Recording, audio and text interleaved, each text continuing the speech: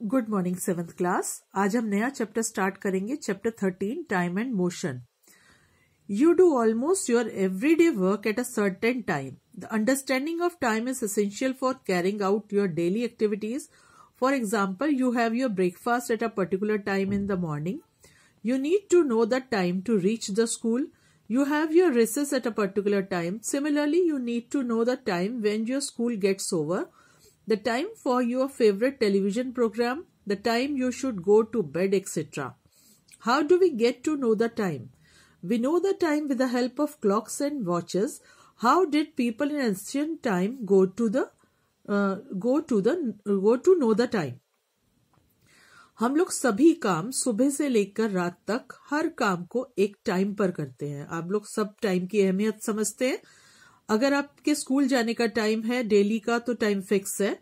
उसी तरह से आपके ब्रेकफास्ट का टाइम फिक्स है, स्कूल में रिसेस का टाइम, स्कूल के एंड का टाइम, उसके बाद आपके होमवर्क करने का टाइम, आपके टेलीविजन प्रोग्राम्स का, खेलने कूदने का, ये सभी चीजें टाइम हम डेली यूज में जो है उसको टाइम पर करते हैं। और इसको जानने के लिए हम टाइम को कैसे पता करते हैं? क्लॉक की मदद से या वॉचेस की मदद से। तो पुराने जमाने में टाइम के बारे में लोग कैसे जानते थे? Measurement of time in ancient times. In ancient times, people did not have clocks or watches for knowing the time, but those people knew the importance of time. Our ancestors used some natural events that repeat regularly, that is after definite interval of time, to measure time. For example, क्या करते थे पुराने जमाने में लोग? उनके पास watches और clocks नहीं होते थे, लेकिन वो टाइम की वैल्यू को जानते थे।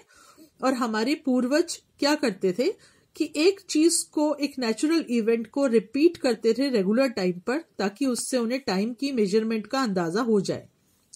Example, the time taken between one sunrise to the next sunrise was called a day और a solar day.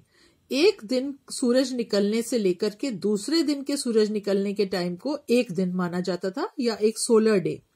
The time taken between one new moon to the next new moon was called a month.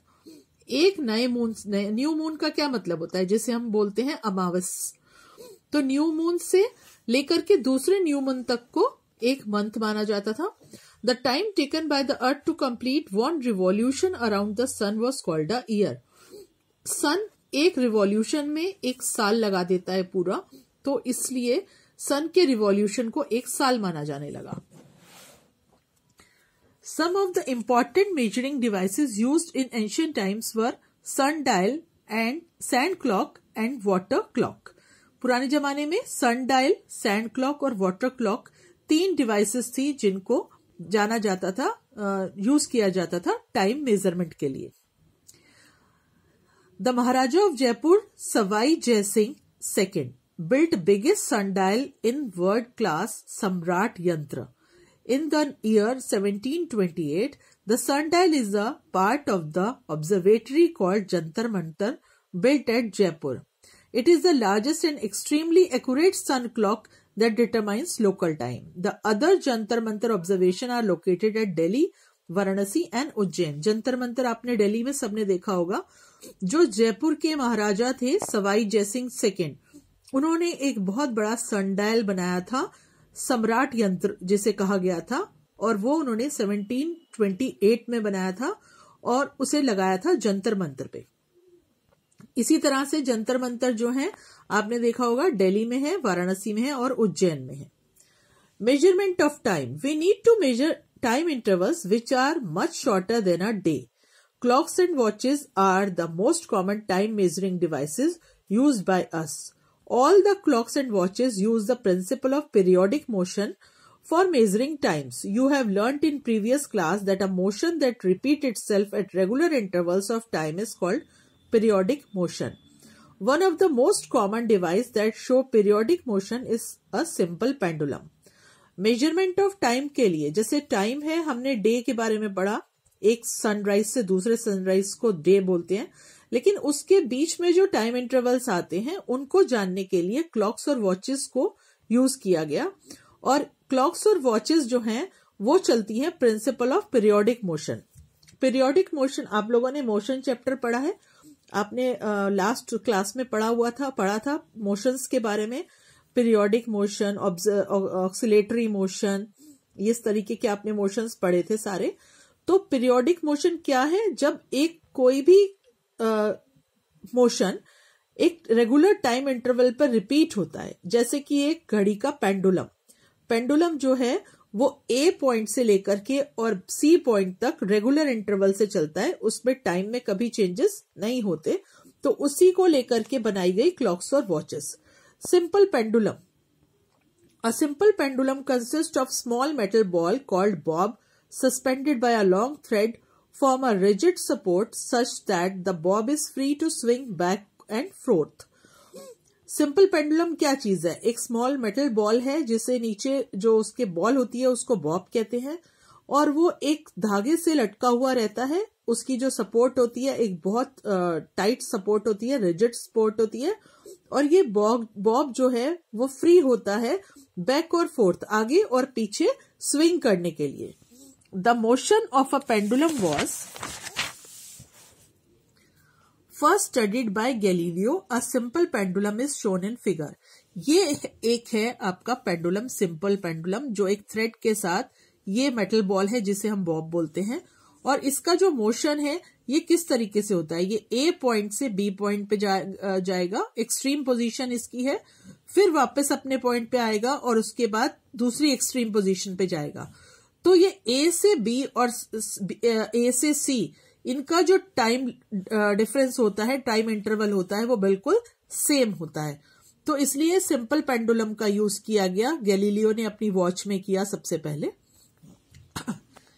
Some important related to simple pendulums, length of a pendulum, ये terms हैं pendulum से रिलेटेड। सबसे first है length of a pendulum. The length of the pendulum और a string from the point of suspension to the center of the bob is called the length of the pendulum.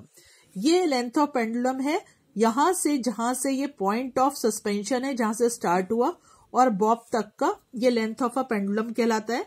mean position of bob, the position of the bob when it is rest is called its mean position. The position A is the mean position of the bob. जहां वो pendulum rest लेता है, जैसे यहां से move करता है B की तरफ, ए से फिर बी से वापस ए और वापस सी, और जो रेस्ट लेता है वो ए पर लेता है, तो ये कहलाता है इसका mean position. Extreme position of the bob, the position where the bob is at the maximum distance from the mean position are called extreme position. जो ये मीन पोजीशन से एक्सट्रीम पोजीशन तक जाता है, ए से सी और सी से वापस ए और बी, तो ये कहलाती है इसकी extreme positions. Oscillation of pendulum, one complete to and fro motion of the bob about its mean position is called an oscillation of the pendulum. Example, जब बॉब जो है ये इसका जो मोशन क्या है, ऑक्सिलेशन का मतलब है एक चक्कर लगाना, एक तरीके से ए से बी, बी से वापस ए से सी और सी से वापस ए, तो ए से बी तक जाना एक्सट्रीम पोजीशन पे, वापस ए पे आना, फिर सी पे जाना और वापस ए पे आना, तो ये पूरा कंप्लीट कहलाता है एक oscillation. Amplitude of the pendulum. As the pendulum oscillates to and fro, the maximum displacement of the bob from its mean position on either side is called the amplitude of the pendulum. The displacement AB और AC is called amplitude. यहाँ से A से लेके C तक और A से लेके B तक, ये इनका कहलाता है amplitude of the pendulum. Next है time period of the pendulum. The time taken by the bob of a pendulum to complete one oscillation is called the time period of the pendulum. जितना एक oscillation में time लगता है उसको कहते हैं time period of the pendulum. Oscillation का मतलब आप जानते हैं ए से बी, बी से सी तक और सी से वापस ए पर आना। Frequency of pendulum, the number of oscillation made by a pendulum in 1 second is called frequency.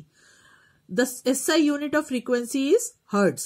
Frequency का मतलब है कि एक सेकेंड में जो पेंडुलम है वो कितनी बार ऑक्सिलेशन करेगा, कितनी बार वो वहां पर ए से बी और बी से ए तक कितनी बार जाएगा, वो कहलाती है फ्रीक्वेंसी। और फ्रीक्वेंसी की यूनिट होती है हर्ट्ज, जिसे हम HZ से डिनोट करते हैं। फ्रीक्वेंसी इज इक्वल टू 1/टाइम पीरियड। ठीक है, तो यहां तक का आपका हुआ आज के लिए। इससे हम नेक्स्ट वीडियो में इसे आगे और कंटिन्यू करेंगे। अभी